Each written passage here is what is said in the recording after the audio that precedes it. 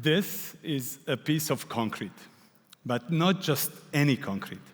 It was made 2,000 years ago by Roman builders that built this aqueduct in Tivoli, Italy.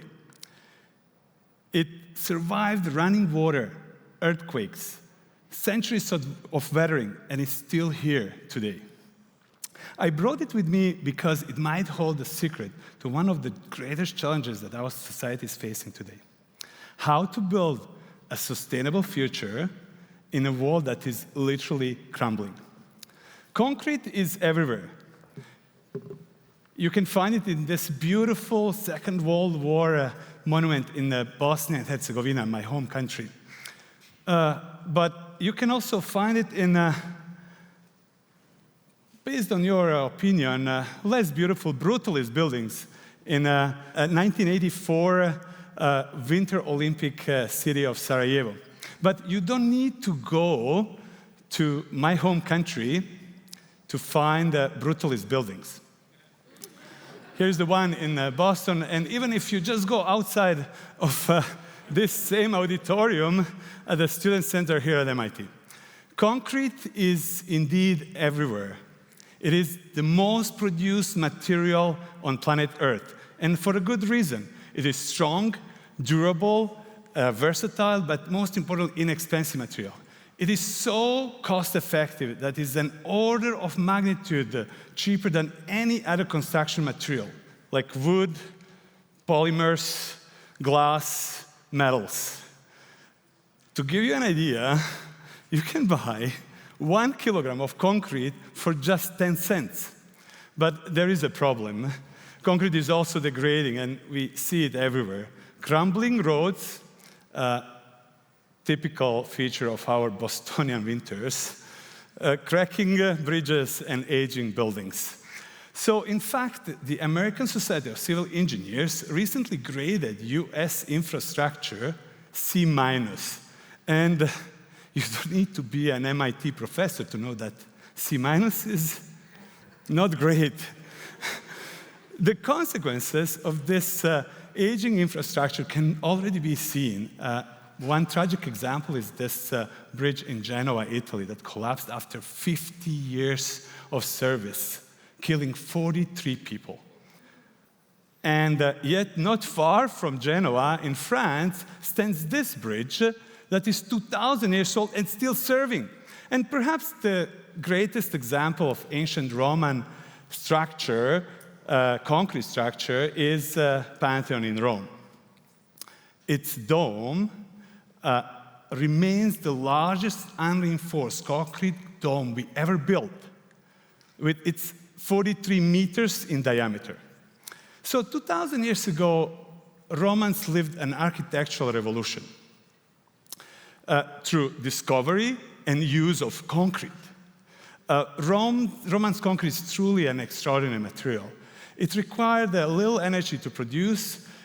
It often incorporated recycled material, but most importantly, has proven to be astonishingly durable.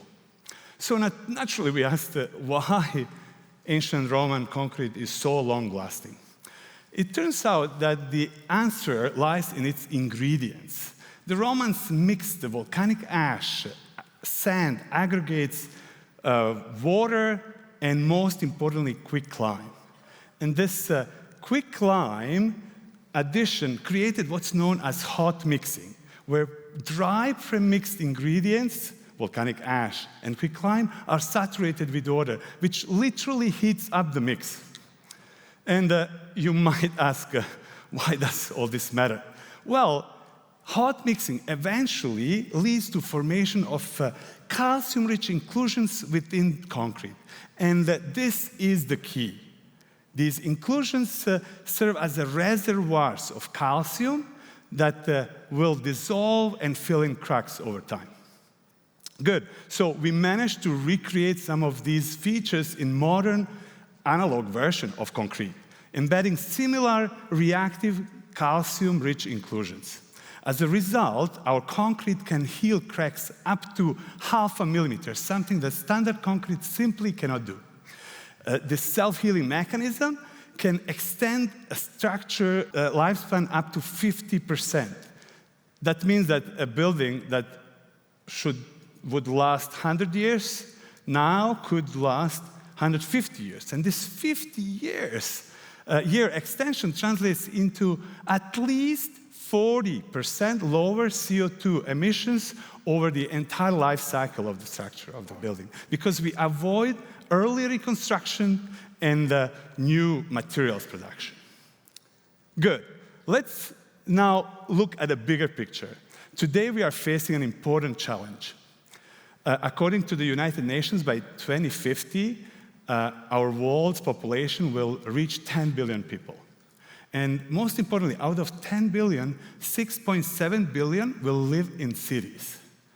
And in order to really support this rising urban population, we will need to build a lot. Imagine equivalent of 13,000 buildings every day starting from now.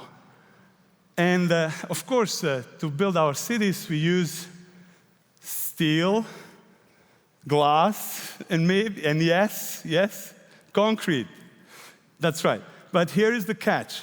For each ton of cement produced, cement is binder in concrete, we emit about a ton of CO2.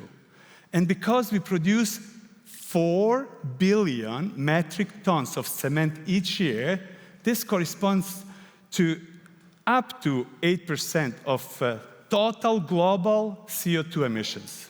Unfortunately, we know how to mitigate for only 50% of these emissions, and in order to reach the carbon neutrality by 2050, we truly need serious major breakthroughs.